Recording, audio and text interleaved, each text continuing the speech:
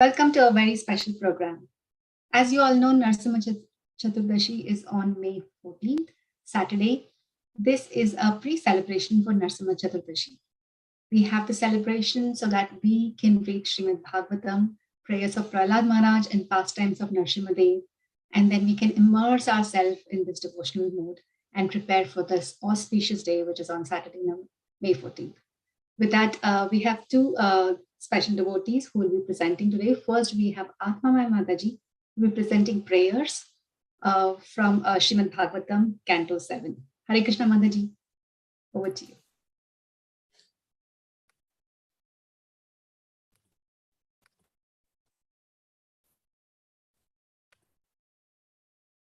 Hare Krishna Mataji, can you see my screen?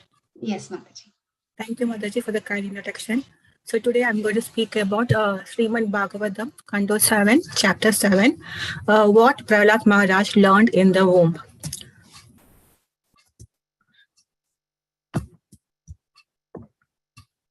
Let me start with the prayers first. Om Namo Bhagavate Vasudevaya. Om Namo Bhagavate Vasudevaya.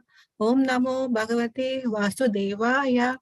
Narayanam Namaskritya Naram Chaiva Narottamam Devim Saraswatim Vyasam Tadojayam Udirayet Nasta Prayeshu Apatreshu Nityam Bhagavata Sevaya Bhagavati Uttama Sloke Bhaktir Bhavati Naistiki Om Ajnana Timrandasya Naranjana Shalakaya Chakshudunmilitam Mena Tasme Sri Guruve Namaha Mugam Karoti Vajalam Pangum Lengede Girim Yat Kripatam Aham Vande Sri Gurum Dinataranam Krishnaya Vasudevaya Devaki Nandanaya Cha Nanda Gopa Kumaraya Govindaya Namo Namaha Namo Pankajaya Nabaya Namo Pankaja Maline Namo Pankaja Netraya Namaste Pankajangre Hare Krishna Krishna Krishna Hare Hare Hare Rama Rama Rama Hare Hare.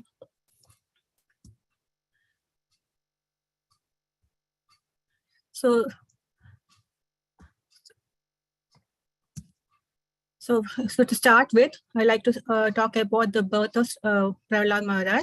So Kashipu and Hiranyaksha were the twin brothers who were very bad and wicked.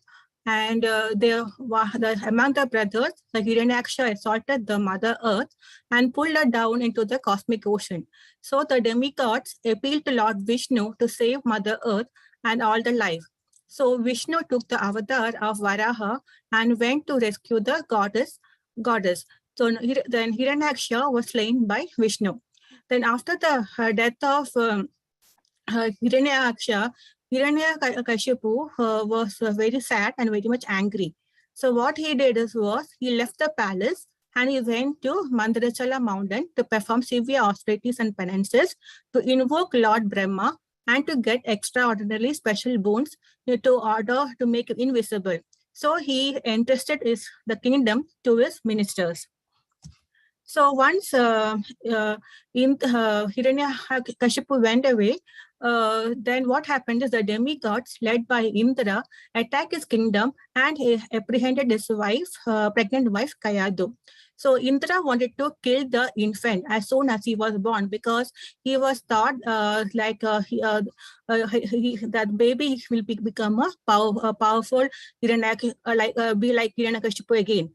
So Narada Muni intervened and informed Indra that in the womb was a Mahabhagavata, a pure devotee of the Lord. So immediately the demigod circumambulated Kayadu and left.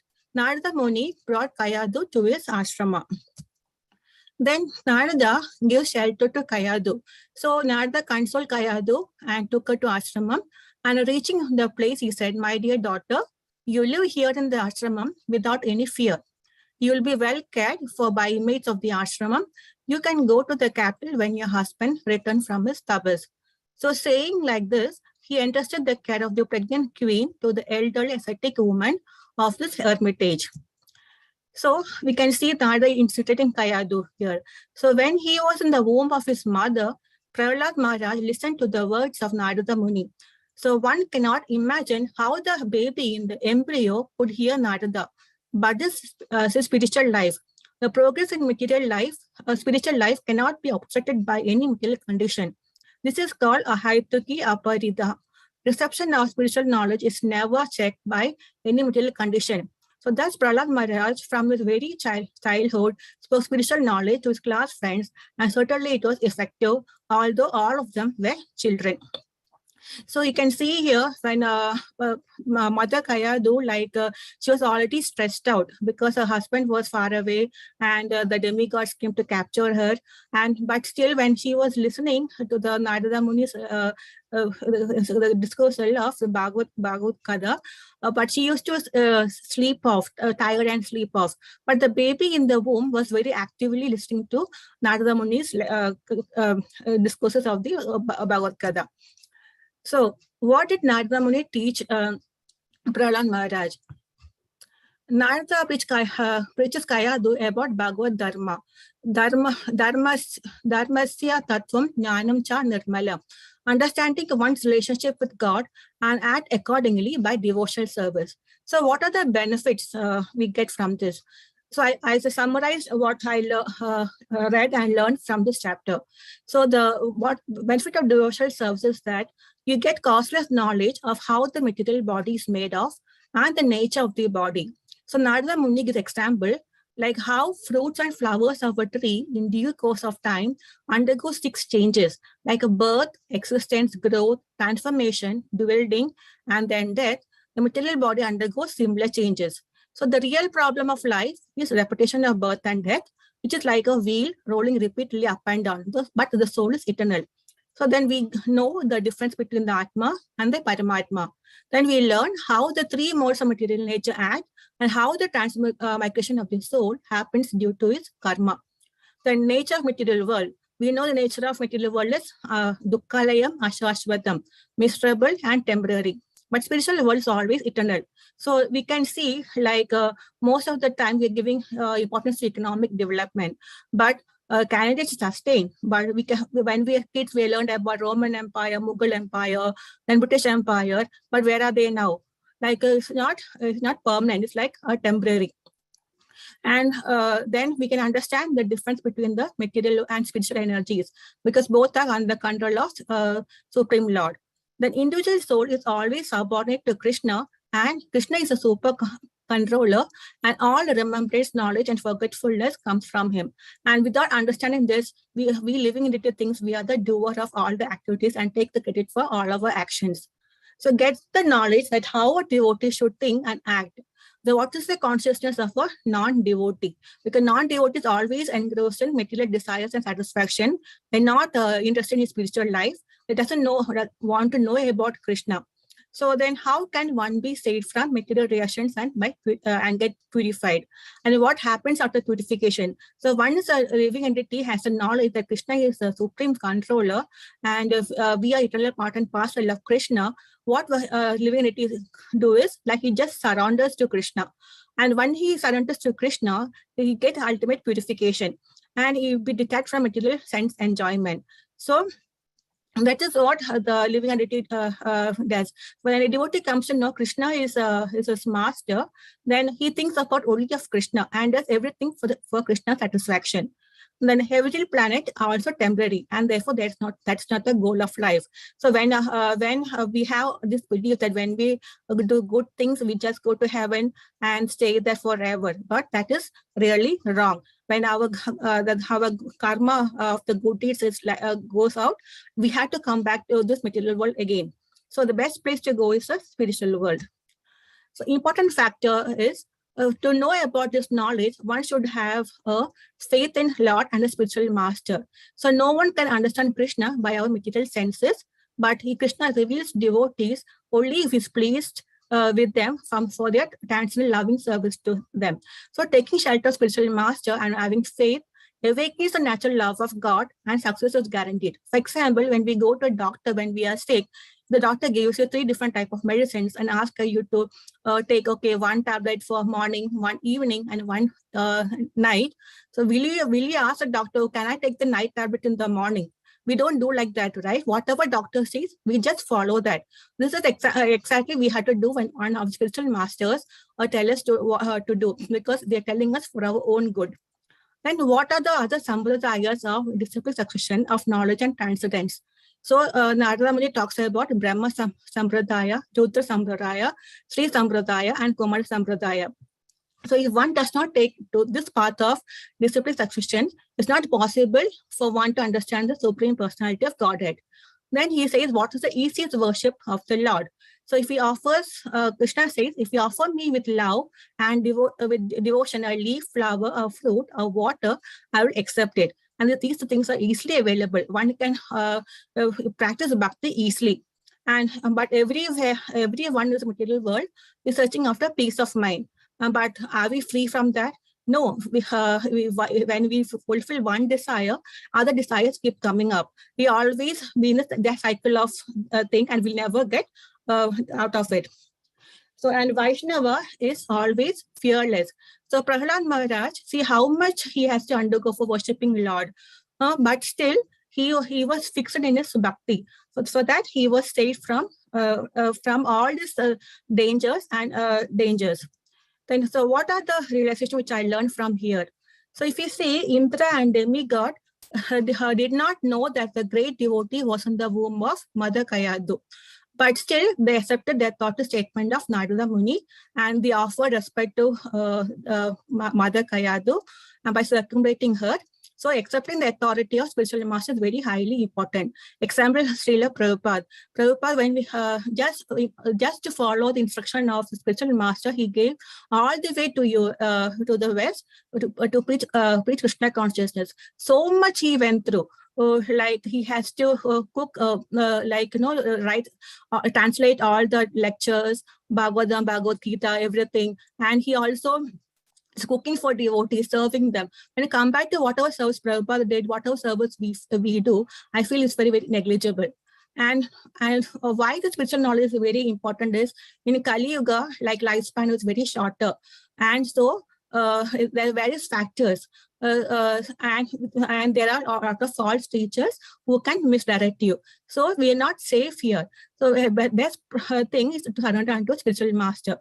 Then it is said a woman should be protected at every stage of life by father in younger days, by husband in a youth, and grown-up son in old age. But a woman can take shelter of a Vaishnava at any age. So because the Vaishnavas are transcendental, they are above the material mode, so very safe. And it's believed that when a woman is pregnant, it's better to hear good things, think good things, etc. So why elders are telling that? Because when whatever mother thinks, feels, hears, even the baby in the womb also knows about it. And bhakti benefits all. If you can see here, Prahlad's mother was is wife of a demon, but still she still after hearing the discourse of Narada Muni, she was also saved, and her son in the womb was also saved. So bhakti benefit all, like even Rakshasas, women, Shudras, and animals, etc. This is the highest perfection. And the greatest sin, according to scripture, is killing a woman, setting fire to someone. And attacking a man with no weapon, etc. But like these are the worst sins. So the human form of life is temporary. So we had to make, but also valuable. We had to make use of it so to achieve the highest perfection of life. And spiritual life should be practiced at every age, not old age, but when we are very young. That is the right time to practice the spiritual knowledge, because old age we have faced sort of difficulties. It's not possible. Then importance of pleasing Lord Narayana is the best compared to pleasing our own family members and relatives. Sometimes we cannot give full happiness to our family members sometimes. So it's that's what it said. Then devotees of the Lord need not fear. That is what Lord promises in Bhagavad Gita. So, and best example is Prahlad Maharaj. So Narasimha Chaturdashi ki jai. Hare Krishna, Krishna Krishna, Hare Hare, Hare Rama, Rama Rama, Hare Hare. Thank you, Mataji. That was very beautiful narration of what Prahlad Maharaj learned in the womb, and you very nicely, summarized the teachings of Narada Muni, and very nicely you put the pictures for us to, get the understanding of how it all happened, and beautiful realizations, very clear and very relatable realizations. Thank you, Mataji. That was very beautiful. Next, Hare Krishna, Prabhakaran Prabhu. So next, Prabhakaran Prabhu will be presenting. Over to you. Sorry, I don't have any slides to present, but I'll be just going over the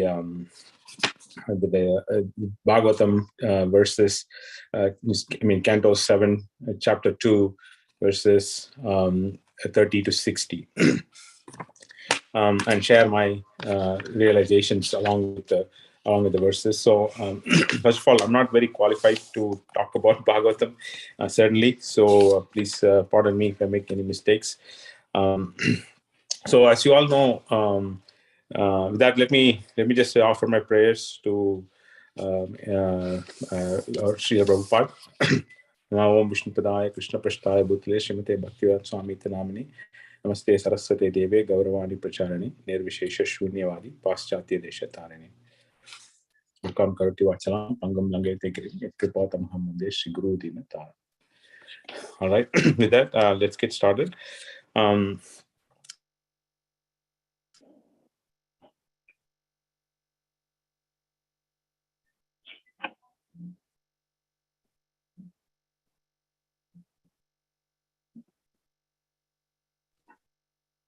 Prabhu, we are not able to hear you.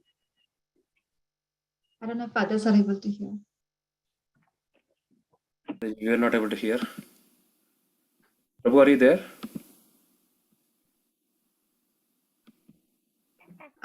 Hare Krishna, Prabhakar Prabhu.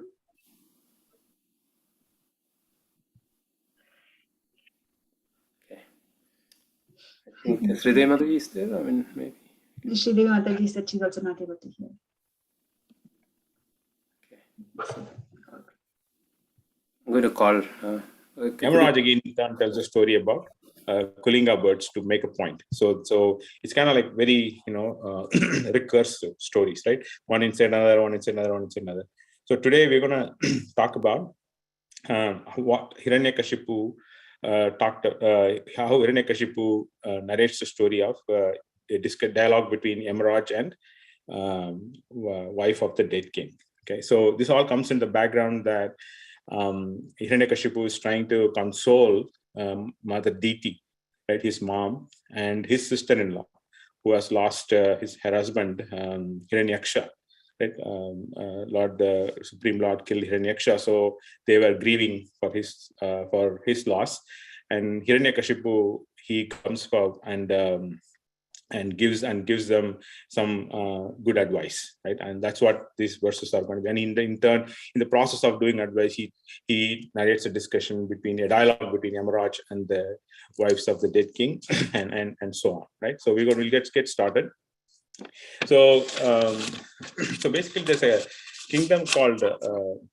So Hiranyakashipu talks about this stuff, and then the story of Yamaraj narrating it to the wives of dead king is coming up. So in that, there's a king called in the kingdom called Ushinara. There's a king called Suyajna. Okay, and he was defeated by his enemy, and he was lying slain in the battlefield. And the wives were looking at the slain body of Suyajna, and they were like crying, right? And they go to a point where they won't let them they won't let cremate Suyajna's body. Like they're so attached to Suyajna that they keep crying. And upon hearing that cry so loud that it even gathers the attention of Yamaraj in his abode. So Yamaraj descends down as a small boy, and he talks about he talks about how foolish people are thinking that grieving for the loss of the dead. And in chapters in text 41 through 45, excuse me. So Yamaraj is really surprised by how such a grown-up people, they are not understanding the Vedic principle that the body is temporary and it is, subjected to, mutilation, right, and death and birth, and it's a repeated cycle of birth and death. So he was so surprised that grown-ups are crying like this. So he comes down as a small boy and he just says he was being surprised by how people are so non-knowledgeable, or even with knowledge, they couldn't realize that what is the truth behind it, right? So they were like lamenting, and he was like talking about how how body, spirit, soul is different from the body, and how body gets different, how do we get different bodies based on the past karma. Our conditional soul is so ignorant that it thinks that the body has himself, and grieves for the loss when it's dead, right? And the text of 44 is pretty good. I really liked it. In there, he calls lamenters as fools. And in this, it was pretty interesting that Yamraj says that the body is there. You know the body, and the body is lying in front of you. It's dead, but you are grieving for it. But that's not the body. That's not the person who interacted with you, or acted, or like been lived with you, right? It's a spirit soul that's been powering the body, and you have never seen the spirit soul. You're so conditioned that you are only seeing the body. But then when the spirit soul departed, your body is still there, so but you're still crying, and and he says there's no point in that. You've never seen you cannot miss something that you have not seen. And therefore, why are you crying, right? That was so that's what Yamraj, this whole discussion is like very logical, right? I mean, there's no empathy. He comes out very logical, and and sometimes cuts pretty, sharply here. So he says that the body has a life air, and even if it goes, the body is not the life air is not a big deal. So the soul is also not a big deal. And he says the super soul is the actual director, and we should be, and that's what is actually making all this, directing the soul, and also reason for the life air, right? So you should be, but the super soul, it cannot be annihilated, or it is never lost. So he says that you shouldn't be, the wives basically shouldn't be crying, because the super soul is never dead, only the body is dead. So that's the point that he's trying to make. And then he talks about in verses, let me see, in verses 41. So he also talks about how temporary, or why people are they're forgetting about Lord's protection, right? Lord decides when the life begins and when the life ends, and he knows when to protect and when to annihilate, right? And so he gives an example. Yamraj gives an example that sometimes people lose money, wallet on the street, right? And he really gives the example. I did not make it up, but in this Bhagavatam he gives it. So somebody leaves money in the street, but they come back and then they find it that it's there, and then they take it back happily. But sometimes people lock the money in the locker at their homes, thinking that it's safe, but then burglary happens and all the money is gone, lost. So he thinks that God knows, if he has to protect, he will protect, and if he thinks that you need to lose, then he will lose. So it's all up to Lord's discretion.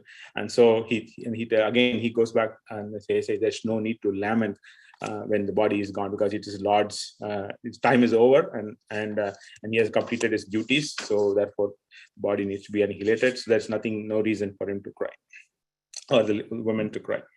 So that's what he says. And then in verses 48 to 50, he talks about the temporary nature of the life, right? Which we have seen, like in Bhagavad Gita verses Matra Sparsha Stukamteya Sitoshna Sukadukada, right? Agamapayino Sainityas Tam Titiksha Bharata. So likewise, he talks about, similarly, he touches upon the point as, hey, this is a temporary world. and distress, birth, death, distress, happiness are all like, one cycles, right? It comes and goes, comes and goes, comes and goes. So there's no point of lamenting over those, any of those. And he also says people with real self, full of knowledge of self-realization, they don't lament, and people who are sorry, excuse me, and people who are who are in illusion, which basically thinking that the soul is the body, who are in illusion, and he says it's very difficult for them to educate a person who is in illusion. So he strikes to the core there. So the best way to realize that body and soul are different is actually the self-realization. So if you're self-realized, you wouldn't be crying for the death of the body. So and then he also narrates the story of Kulinga birds, where there's a bird that there's a husband and a there are a male and a female bird, and the hunter, he basically lured the female bird and then trapped it in a net. The male bird was lamenting that, oh, I couldn't do anything because the hunter trapped it. So what will happen to the babies in the nest? Who will feed them? And birds start lamenting. In the meantime, the hunter sees the other bird and he shoots the male bird as well. So and the male bird is lost. So similarly, the point that Yamraj is making is that like the bird, you're going to die. So anyways, the death is for sure. So why lament about it, right? That's the point that he's trying to make with that short story. And that then Hiranyakashipu concludes this whole thing, and then basically he goes back, and the Diti and the sister-in-law of Hiranyakashipu, they both were like so wondered, or like so awestruck with the philosophical knowledge of Hiranyakashipu on these matters, like how nicely articulated. So they were like struck, and then they were convinced, and they started moving on with the funeral rites and stuff like that, and and slowly starting to move on in life, then lamenting about Hiranyaksha's loss. So that concludes chapter 2 of Canto 7. Back to you, Mataji. Hare Krishna, Prabhu. That was so nicely you summarized the whole chapter, and how Yamraj, he talks about temporary nature of life and soul and body. And I think it's a very good point for us to know that how temporary this life is, which could end anytime. And the knowledge shared here is very good for us. So thank you, Prabhu. That was really very nice. With that, devotees, thank you all very much. I know it's the weekday, Monday, 7 o'clock, but thank you all so much for joining today. We will have this session, these program every day, 7 to 7:30. So please join tomorrow as well, 7 to 7:30. With that, Hare Krishna. See you all tomorrow.